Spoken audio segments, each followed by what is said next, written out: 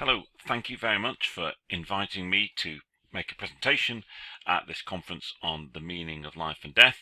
And my name's Daniel Hill. I'm from the University of Liverpool, and the title that I want to address is The Meaning of Life Revisited.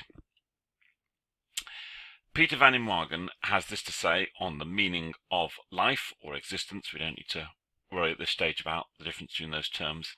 He says in his book Metaphysics, the term meaning has various senses, but none of them lends any sense to the question, what is the meaning of our existence, other than this sense: explain why we exist in terms of the purposes that we serve. If Alice surprises a trusted employee who's broke into her office and is going through her files and asks that person, what is the meaning of this? She's requesting an explanation of a certain state of affairs in terms of the purposes of her employee or those whose agent the employee is. I agree with Peter van Inwagen that this is the primary sense of the question, what is the meaning of life? That is to say, what is the explanation of the existence of life, of the occurrence of life, and our own particular individual lives as well.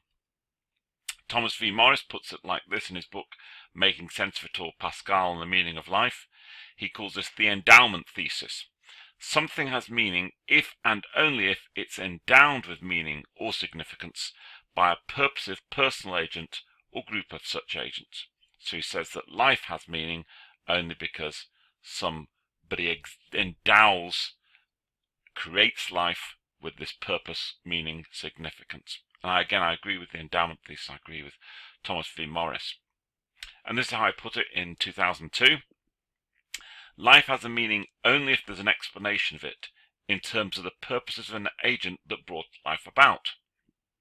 Therefore, atheists must necessarily deny that life has a meaning, since no overall complete explanation of the existence of living things could be given in terms of the purposes of any set of non-divine agents. That was what I said in 2002.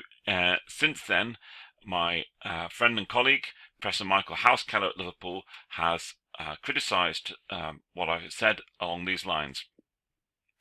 When we ask about meaning in life, we're not really asking for an explanation at all. Instead, in many cases, what we're asking for is a justification.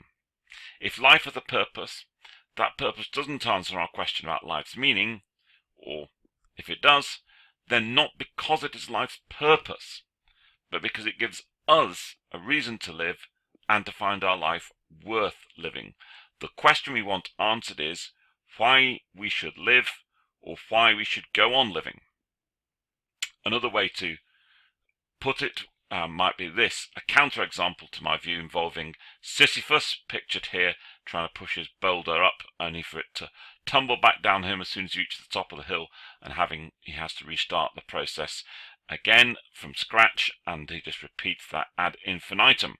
Now, is there a meaning to Sisyphus's life in the underworld, this punishment? Well, in one sense, yes, the sense that I've outlined. The gods had a purpose, punishment, in making him roll the stone to the top and come back down, pick it up again and roll it again. But there's another sense, this is what the sense which Professor Housekeller has in mind. Sisyphus's life doesn't achieve anything kind of independently valuable, meaningful in that sense. What I hope to do in this talk for the conference is to try and respond to Professor Housekeller and to the Sisyphus example, and trying to connect these two different senses of meaning. So I look forward to seeing you there and to listening to what you've got to say.